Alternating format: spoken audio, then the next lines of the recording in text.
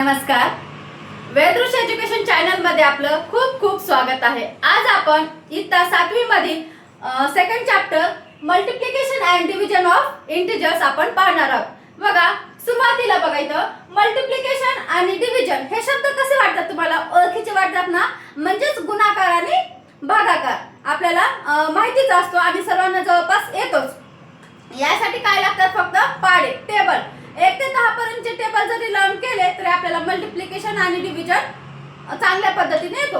परंतु आता सर्वांना इंटिजर्स म्हणजे काय हे थोडं अवघड वाटत असेल तर आज आपण इंटिजर्स म्हणजे काय ते पाहणार आहोत आणि प्रॅक्टिस सेट नंबर 8 सुद्धा 7वीचा आपण सॉल्व करणार आहोत। चला तर मग सुरुवात करूयात। आता बघा इथं इंटिजर्स म्हणजे नेमकं काय? आता सुरुवातीला तुम्हाला नंबर लाईन माहिती आहे? हो, सर्वांना माहिती असेल हे नंबर लाईन। सेंटरला इथं कोण राहतो? 0 राहतो। 0च्या राईट साइडला कुठले नंबर असतात? पॉझिटिव्ह नंबर असतात। म्हणजे आपण काही साइन जरी नाही दिलं याला तरी हे कसे नंबर असतात? पॉझिटिव्ह। आणि या साइडला कोणते असतात?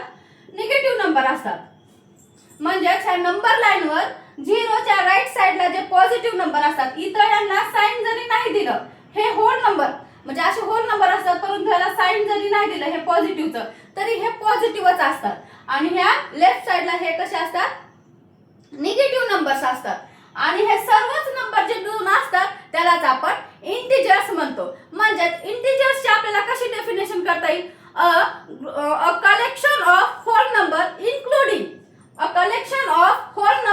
Including positive number and negative number and 0। म्हणजे हा 0 पण इंटिजर्स मध्ये येतो। A collection of whole number including positive number negative number and 0 is called as integers म्हणू शकतो। आता तुम्हाला लगेच समजलं असेल की इंटिजर्स म्हणजे नेमकं काय? यालाच आपण इंटिजर्स म्हणतो। समजलं ना? म्हणजे आपल्याला पॉझिटिव्ह नंबर निगेटिव्ह नंबर या दोघांची मिळून जे आपल्याला मल्टिप्लिकेशन करायचे आहे त्यालाच म्हणायचं मल्टिप्लिकेशन ऑफ इंटिजर्स। आलं ना? सोपं आहे, सोपं। आणि आपण प्रॅक्टिस सेट नंबर 8 सुद्धा असाच आहे। त्यामध्ये काय आहे? फक्त मल्टिप्लिकेशन ऑफ इंटिजर्स आहे। म्हणजे आता इथं बघा, हा निगेटिव्ह नंबर घेतलेला आहे मल्टिप्लाय आणि हा पॉझिटिव्ह नंबर घेतलेला आहे। मग आपल्याला काय करायचं आहे? मल्टिप्लिकेशन करायचं। 3 3 जा 9। परंतु ह्या 9 ला आता या दोघांपैकी कोणतं साइन द्यायचं त्यासाठी आपल्याला 3 रूल्स शिकायचे आहेत। हे 3 3 जा 9 आलं, परंतु इथं काय आहे? पॉझिटिव्ह आहे। इथं साइन जरी दिसलं नसलं तरी इथं पॉझिटिव्ह आहे आणि इथं साइन दिसते हा निगेटिव्ह आहे। प्लस मायनस काय होतो? मायनस होतो। हेच आपल्याला नियम शिकायचे आहेत। हाच आहे प्रॅक्टिस सेट नंबर 8। चला तर मग आपण काही उदाहरणे घेऊया।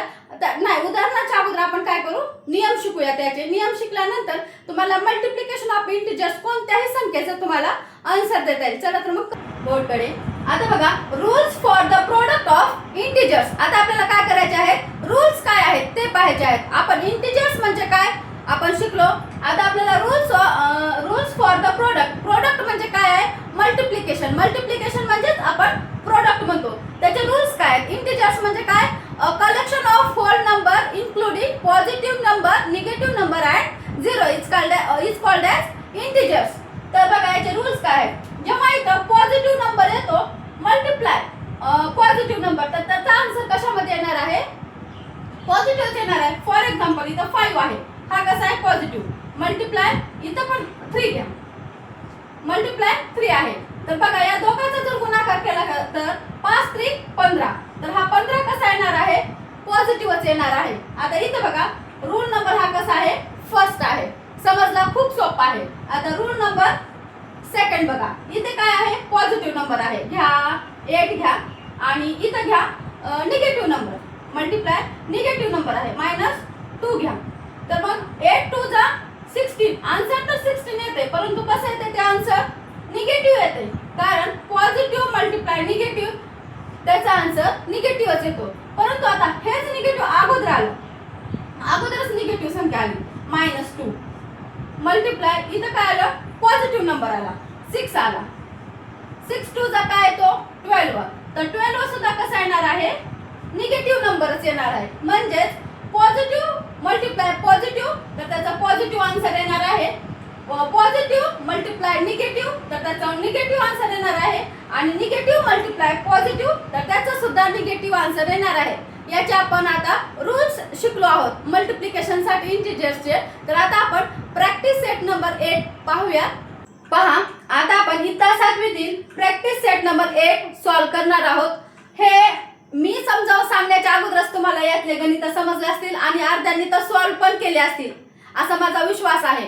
कारण मी इंटिजर्स म्हणजे काय आणि त्याचे रूल्स शिकवलेले आहेत आणि त्यावरच आधारित हे प्रॅक्टिस सेट नंबर 8 आहे. इथे बघा आता मायनस म्हणजे -5 मल्टिप्लाय -7 म्हणजे निगेटिव्ह काय होतं म्हणजे याचं जे आन्सर येणार आहे ते पॉझिटिव्ह मध्ये येणार आहे. 7 5 35 किंवा 5 ते 35. मग या 35 ला आपल्याला कुठला साइन द्यायचा आहे? पॉझिटिव्ह इथं लिहिलं तरी चालतंय आणि नाही लिहिलं तरी चालतंय. म्हणजे हा नंबरला कुठला साइन नाही म्हणजे हा पॉझिटिव्ह असतो.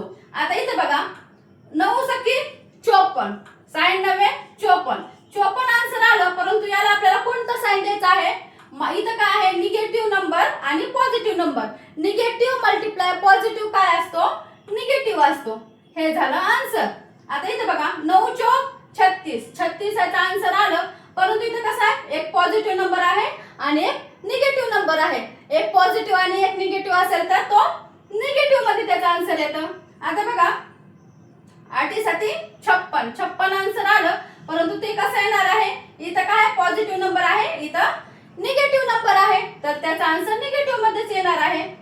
आता इथे बघा इथे दोघेही निगेटिव्ह आहेत म्हणजे याचा आन्सर कसा येणार आहे? पॉझिटिव्ह येणार आहे. 124 मल्टिप्लाय 1 तर 124 याचा आन्सर आहे.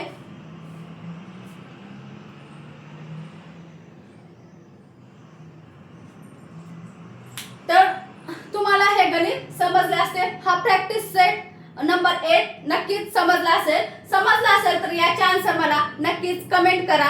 आणि आता आपण practice set number 9 next video मध्ये पाहणार आहोत.